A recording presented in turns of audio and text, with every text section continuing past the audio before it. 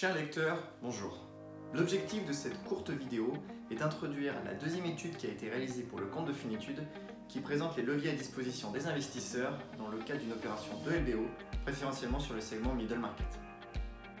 Avant de présenter les leviers stratégiques à disposition des entreprises sur les segments Middle Market, il est important de comprendre la manière dont un fonds d'investissement sous LBO va acquérir l'entreprise.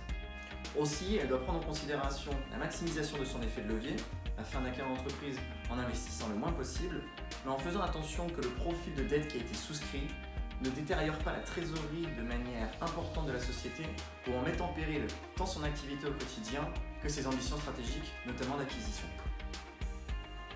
Au-delà d'agrégat comptable permettant de qualifier une entreprise du middle market et que son chiffre d'affaires, ses effectifs ou la hauteur de ses actifs sous gestion, c'est surtout par la qualité et l'optimisation de son processus industriel, commercial et de gestion qu'elle se distingue.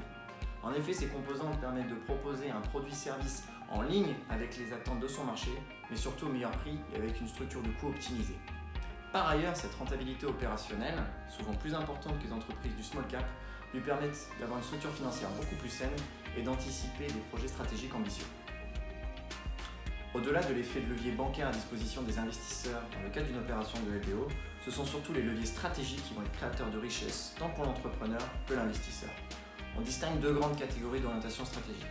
La première est une orientation stratégique verticale, c'est-à-dire que l'entreprise va évoluer sur sa chaîne de valeur afin de proposer un meilleur service à ses clients, mais également d'optimiser potentiellement sa structure de coût. L'exemple, c'est une société industrielle de transformation qui souhaite par exemple réduire ses délais de livraison client. Elle peut par exemple faire l'acquisition d'une société spécialisée dans le transport et logistique afin de capter son savoir-faire dans le domaine et de satisfaire ses clients au mieux. Les ambitions stratégiques peuvent être également de nature horizontale. On parle par exemple de diversification lorsque l'entreprise décide de lancer un nouveau produit ou de faire l'acquisition d'une entreprise qui propose un produit complémentaire ou parfois très différent de services ou de l'offre exploitée historiquement par l'entreprise. On parle de consolidation de l'activité lorsque l'entreprise décide de faire l'acquisition d'une autre société sur un marché similaire. L'objectif, et au-delà de la consolidation et de part de marché, est aussi d'acquérir un portefeuille de clients et potentiellement un savoir-faire. Certaines ambitions stratégiques peuvent être plus transverses, comme par exemple déploiement à l'international via joint venture ou directement une acquisition, ou également l'acquisition de blocs technologiques afin de parfaire ses connaissances sur un marché spécifique.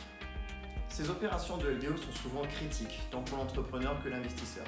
Ainsi, il faut bien comprendre les intérêts et devoirs de chacun durant une opération de cette ampleur, afin de pouvoir satisfaire l'ensemble des parties et surtout de ne pas mettre en péril le projet entrepreneurial à terme.